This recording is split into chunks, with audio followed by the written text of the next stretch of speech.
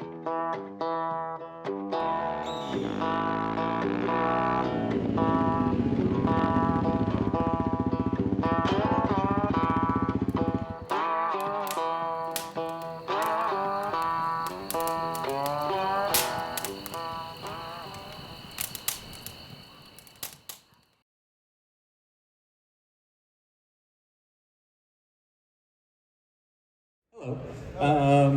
My name is Ryan, and I'm doing a short presentation on how to succeed on YouTube. This is what I do. I work for a company called Fort9, and I get to play around riding on other people's motorcycles all day, and I'm very, very lucky. If you want to do that too, this is how. It's not actually all that difficult. Okay, there's a little bit more about myself here. There's my full name, weird big German last one, Ryan Kleftinger. Been ADV riding since 2003 or so. That's when I started going to other municipalities on my dirt bike. I currently ride, I put a 1986 TT350. I think I have maybe 4 or 5 motorcycles right now, but that's my favorite one. It's got a supermoto wheel set and a dirt wheel set, and it's an old motocross bike that was like grandfathered into legality back when ICBC would let you do that. So I chose that one to put up there. Very many I think I've owned 9 adventure bikes over the last few years. I ride capital very many kilometers per year. They go onto a whole bunch of different bikes, and so I honestly have no idea how much it is, but I expect it's quite a bit. My favorite place to ride is the Gaspésie. It's amazing off-roading, amazing paved road as well. It just kind of carves the coastline on the tongue of Quebec there, and the food is fantastic. You can eat tourtière and speak French, and it's all super cool. So, okay, 3 rules to succeed on YouTube. The first one is to just know your goal. So the mistake a lot of people make with content is they start with the content, whereas you really need to start with what you want to achieve. So let's say we wanted to bring more people to the Vancouver Motorcycle Show, like sell more tickets. So, okay, we might say, let's do a video called 5 Reasons the Vancouver Motorcycle Show is Awesome.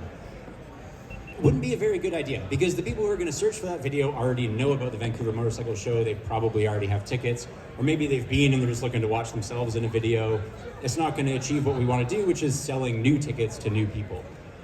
So okay, let's spend a bunch of money. We can do this grand production, maybe send 5 riders around the world and across the Sahara and over Mongolia, and they all converge here, and you know, it's epic and everyone feels good and we all get that warm fuzzy feeling. Probably wouldn't be a wise idea either. Obviously a big waste of money. But the other thing is you're going to capture this audience that's interested in travel and adventure, entertainment on the internet. They're not necessarily people who actually want to come to the show, and they're not necessarily people who actually live here and even could come to the show. So that would be a bad choice too. So if we know our goal, which is to sell more tickets here, then who buys tickets here? Probably a lot of guys in the 40 to 60 range. Okay, so we probably have a hole in that market in the kind of 15 to 25 range. Great. So we could make a video like how to pass the ICBC motorcycle test. Now we're going to capture a bunch of guys who are young motorcyclists, a bunch of girls who are young motorcyclists, who live around here and can buy tickets and actually come to this show. The video itself might not do as well, but it's actually going to be designed to achieve what we want to achieve. So knowing your goal is sort of the first step to making great content. There's all kinds of goals. You could want to convert more traffic on your website. You could want to just get the most views to make money, Mr. Beast style. Content can be designed for all those things, but you need to know what you want to achieve before you even start. The second thing then is to know your wheelhouse. So there are 6,000 videos uploaded to YouTube every minute. And that means that most of them are very unspecial. And so you have to be very careful when you choose your content to design something that you are the special person to tell. You need the story that you're the special person to tell. So if you're making a motorcycle YouTube channel, you're a motorcyclist, everyone who's watching is a motorcyclist. Don't make motorcyclism your special thing, because it's not special, right? So that's what the content's about. You need to choose the other thing, your sort of hidden superpower. If you're a pilot, you could probably make great videos on like a pre-ride checklist. If you're an engineer, you could probably make great reviews on chassis performance across a few different bikes, something like this. So you need to choose your angle, which is aligned with that one thing that makes you really special. And once you choose your content within that wheelhouse, it's bound to be much, much more successful. And it also makes you more protected from other people's criticisms, because now you're staying in your own wheelhouse and everyone else can't really come at you because you know that stuff best. So so we know our goal, we know what we want to achieve with our content, and so we're going to choose a piece of content that actually can match that goal. And then when we go to tell it, we're going to choose an angle that's within our wheelhouse, within that one thing that makes us special, which is not the broad topic that we're covering like motorcycling, it's that other thing that makes us pretty unique. For myself, in my videos, I studied physics. A lot of my videos are very physicsy based. I've got a colleague who makes videos who is a brilliant woodworker and craftsman, so a lot of his stuff is very builderly based. They're motorcycle videos, but they're within each of our wheelhouses there.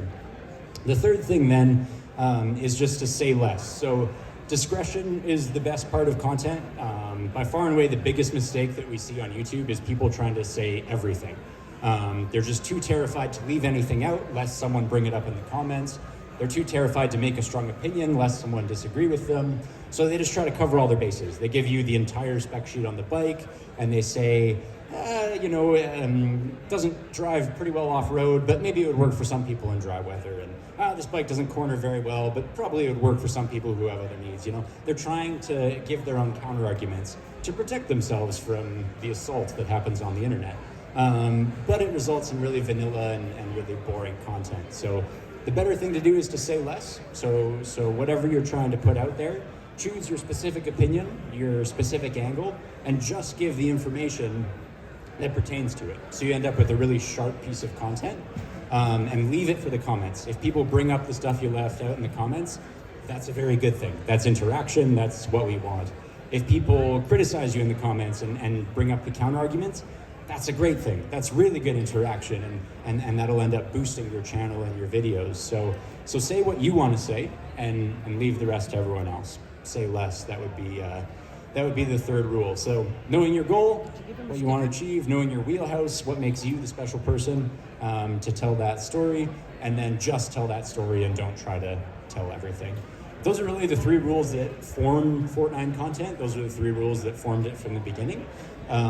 It's pretty simple, but it's something that's been working pretty well for us, and we've tried to stick to them over the last, I think it's been maybe 8 years since I've been lucky enough to do this. So that's the three rules for succeeding on YouTube. Gear really doesn't matter. There's guys out there with cell phones who are getting 10, 100 times the views that we're getting, so it's really not a thing. If you wanted to know the nuts and bolts and getting started, though, this is how we did it. An old GoPro, they're fantastic, they're cheap, they're on Facebook Marketplace for almost no money. The small rig clamps are the best for putting on bikes because you can get all kinds of different angles with those. There's a ball head at the top and then the clamp on the side. With motorcycle videos, everyone's used to seeing this view, right? And they're used to seeing this view, and they're used to seeing the view on the bars that looks back at you. And it's really boring. People see that stuff and they just click away because they've seen it 1,000 times. So with the small rig, you can get that camera all different places around the bike and give people a fresh look. Zoom H4Ns are super cheap. You can mic yourself with this. You can mic the bike with this for good bike audio. It's got the microphones on top. You put a fluffy on that next to the pipe, you get amazing bike audio. You can get a whole room with them. They're just super versatile and super cheap. Electric condenser mic, just really, really low gain. When you have it in your helmet and you're like, wow, this ride is awesome! You're gonna just like blow all your levels to the moon. And so that's a good one for keeping me shut up a little bit. Buy a cheap camera, something like the Rebel, and then rent a lens. That's what we did. Good glass looks really good. It kind of matters more than the camera itself. And we pretty much started the channel on that. So it's not like a massive investment. It's definitely money, but it's not enormous money. And you know, we're a company that's doing this. If I was doing this personally, I'd just start with my phone. It's more than enough. From there, if you wanted to get a little bit fancier, you get into the drones and the gimbals. Again, they've got a whole lot better. The drones now fit in your pocket and take 4K video, and the gimbals are super stable and small as well. The thing with all of this kit is that the best kit is the one that you have with you in your backpack on your bike and the one that you're not afraid to break. So we, despite people saying, wow, your production is so great, and it is because I'm lucky enough to work with some really, really talented cinematographers who take great stuff, the production equipment is actually reasonably cheap. It's just that we always have it with us in it back on the bike, and we're not afraid to break it. Like the best drone shot we ever got was winter. It was all iced up. It was like this tunnel of icy trees over this frozen river, and we like flew right down through the tunnel, and the shot looked amazing. And then we crashed into a tree and it drowned in the river, and that was the end of that drone. But we got the shot because we were afraid to risk it, right? So when you have stuff you can afford to break, you end up getting really, really, really good shots. If we had $10,000 drone, we wouldn't have even tried it, and then the video is that much worse. So that's really all I have to say about gear. Whoa, I was super fast. I'm hoping you guys have some questions. Otherwise, Ryan's gonna ream me out for talking up here for 11 minutes. So if anyone has a question, please, you'd be doing like me an enormous favor by asking it. Please, please, please. Anybody? Bueller. Yes! Right now we use cameras called Sony FX3s. They're, I don't know, mirrorless, really small. The funny thing with cameras, we used to have bigger ones that were nicer, but we found every time we took them out, we got kicked out of places. Because the thing with YouTube is you don't really do anything properly. You're kind of a pirate. You're not really allowed to film anywhere. To do it properly, you have to get permits, and you have to get insurance, and this is all set up for the movies, so it's like $40,000 just to get started on a shoot day, which we obviously can't afford. So we go small with our cameras because when we use them, we just look like tourists, and then nobody kicks us out. So that's kind of the gist behind the camera. Thank you very much for asking a question. You are my absolute hero. Yes, sir. What about editing? How do you get started on the editing process? Like, you capture lots of information, lots of footage. How do you put that together? Yeah, so in the beginning with editing, we had a very lean system. We were shooting all in studio, and we set up 5 different shots. So there was like a kind of a tight one, a medium one, a cowboy, and then we had inserts on this one table. There was one other really wide shot of the whole room. We numbered those shots 1 to 5, and then I would write the scripts, and the videographer would break it down into each of these 5 things. And we just shoot all the number 1s, all the number 2s, all the number 3s, all the number 4s, all the number 5s.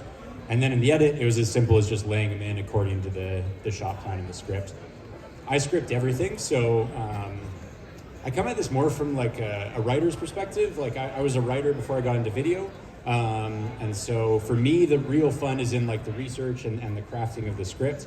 And then it's just kind of a bonus that I get to go and do the thing and kind of live out what I've written. So all of our videos, I've written every single word. I'm not nearly as funny or witty in real life as I would appear on camera once it's all cut together.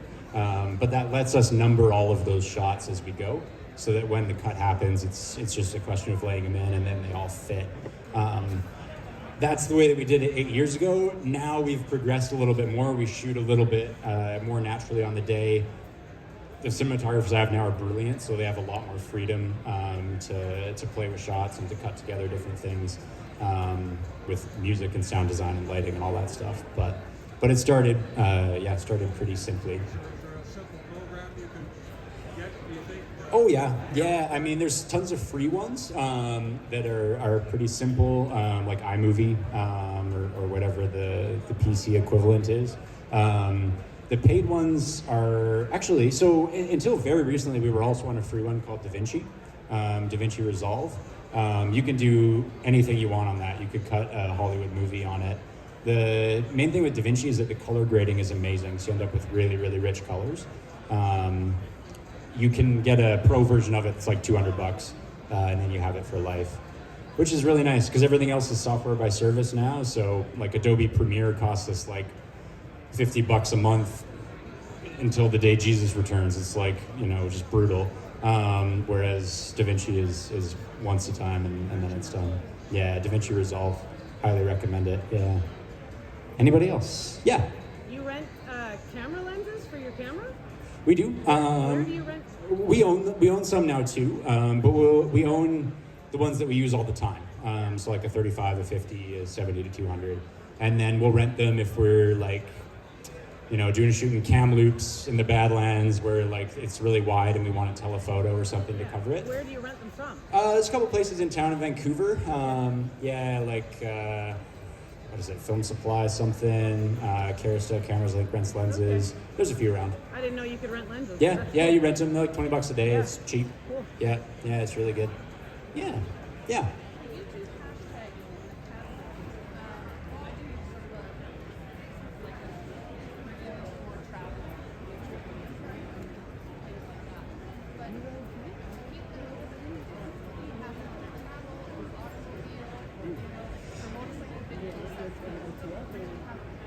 Yeah.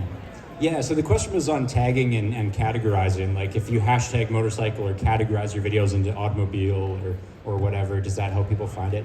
The answer is unfortunately not really. Yeah, categorizing and hashtagging now has almost no effect on the video's performance. The main thing you can do is the title. So what you write in the title is really important. After that, the YouTube algorithm now is incredibly sophisticated. And so they will just know based on what you say in the video, what you show in the video, and how people interact with it. They'll know what that video is, and they'll show it to people who they think might enjoy it. The title is that important, and almost nothing else is, which is actually, as creators, really, really nice. Like we used to agonize over like the hashtags you put on a video, how we'd categorize it, and now you basically have freedom to not. Choose a good title. After that, the algorithm will take care of the rest. And if it's a good original piece of content that people enjoy, it will get repeated to other people. That's kind of the gist of it. Yeah. Come a little closer. Is the 360 camera, is Yep. it any good? And can you do like because I know it takes 360, can you zoom it into, how's that work for you? Yeah, so the question was on Insta360 cameras, if they're any good and how you can punch in. Yes, they're very good. They're our main cameras now, not GoPros. The main reason for that is because of the 360 nature. So mounting a camera on a motorcycle is always tough because as you ride and it vibrates, specifically if you're off-road, that camera starts to migrate and you start to lose your framing. So the 360 cameras take everything, so you can mount them on the bike and not worry, they have the whole world. And then in post, yes, you can choose a regular framing that looks similar to what like a GoPro would look like, and you can punch in a bit. There's a limit, like the trade-off with Insta360, they have cameras that take 8K, but it's 8K in the whole 360. So if you choose like, 50 degrees of it, it's not 8K. It's like, 50 divided by 360 times 8K is a portion of it. So your trade-off is in resolution. Having said that, we think it's worth it. Like our audience doesn't seem to complain when we have a cropped Insta360 shot. They don't really notice. They think it looks like the rest of the video and it's sort of fine. They couldn't tell it from a GoPro thing. And then Insta360, of course, opens up new possibilities. You can do like the whole super wide fisheye thing. You can rotate the camera. You can create pans in post that you wouldn't be able to do otherwise, right? Like being able to pan past your motorcycle as you ride it or something like this. So they're very powerful tools. They have the X3 is kind of their consumer level camera. It's good. They have a kind of pro level camera called the 1RS 1-inch. Big sensor. It shoots slightly higher resolution and is sort of worth it if the price jump isn't too nauseating. Yeah. That's about the gist of that. They also have a new camera called the Ace Pro, which is not 360. It just shoots like a GoPro. And in particular in low light, it really kind of displaces GoPro, in our opinion. Yeah.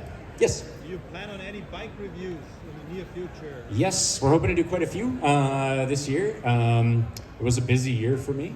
But this year is looking to be a little bit freer, so we're hoping to get more press bikes and do a few more bike reviews. There's a lot of new stuff that we want to cover. Personally, I love the old stuff. Like I love doing videos with, old pieces of junk. I've got a 74 van, like an RV125 that I've got a really cool video planned for. And but there's gonna be some new stuff too. So yeah, hopefully this year. We also have a massive project in September planned that I won't say too much about, but it should be pretty exciting. What's that? Can I ask 2 questions? Yes, of course, yeah. In one of your videos a few years ago, you talked about the Suzuki TU250X. Yeah. And how if you could choose one motorcycle to put everybody on, that would be the bike. Yeah. After all these years, would you still pick that bike? Yeah, I think I still would. I Yeah. have one. Oh, right on. Well chosen. Yeah, the question was on the Suzuki 250. It was a 250 surprise gift, actually. Oh, well done, sir. Great gift. Top-notch gift. Yeah, that'd still be the bike that I would put any beginner on. I love think it, it's so agreeable. It's really, really good looking. I get stopped everywhere I go. Yeah. Oh, Everywhere. yeah. Is that a Bonneville? You know? What year is it? Yeah, and I said, exactly. well, it's a 19. And they said, well, a 19 what? Yeah. And I said, no, it's a 2019. Yeah. It's brand new. That's it. But yeah. it does. It looks totally They vintage. look classic. Yeah, it's They're awesome. built really well. Yeah. Made in Japan, at least until recently. Maybe they still are. So, really, really sharp machines. I'd start everyone on that. Yeah. It's a good amount of power and a good seat height for a It's beginner. So, perfect. yeah, Oh, sweet. yeah, I love it. Cool. My Yeah. favorite. Okay. No, I asked about the camera lens. Where do you rent them? Yeah, because I had already asked one. Yeah. Yeah, so the question was how many human hours go into a Fortnite video. We could figure that out right now. So a typical video for me, I'll probably be in research for maybe 3 days and then writing for 2. So that's for me 40 hours of pre-pro. And then shooting is can be 1 to 5 days depending on if we're on location or in studio or whatever, but maybe we'll average it as half a week. So now we're up to 60 hours for me, plus another 20, so 80 because there's a videographer that I shoot with. And then they're usually in the edit for another week to 2, so 120 to 160 hours would be the sort of average for a Fortnite video. Nope. No, that's start to finish. Yeah. So, so I do all the conception, the research, and the writing, and then we shoot together on the day with myself and my partner who does the shooting and editing, and then he edits it over the next week or 2, and then there's no marketing post. It just goes up on YouTube, title and launch, and that's it. So the wonderful thing about YouTube is distribution is free, and you don't really have to work for it or pay for it anymore, which is really nice. You can promote videos on YouTube, you can pay to push them in front of people, but I don't know. It doesn't make any sense for us. We make our money based on the views, so we're not really going to pay to get the views. It just doesn't really work out. You bet. Anybody else? I have 2 minutes. 41's dead. I mean, you're not getting any more of him. 45 was here yesterday. He was kicking around. Yeah, I know y'all just missed him. I think he had a weird time walking around and meeting people, and I think he thought it was pretty cool. It's a cool memory for a clone. When's 46 coming? 45's still alive, so when he's dead, then we'll get 46, and we got a lot of cool stuff plans for the future clones. So. I liked his donut video with the case where you were stealing his donuts. Totally. That was I've got those ammo campagnes on my RV. They're super cool. Cool. Thank you guys very much. It's been a pleasure. Come say hi.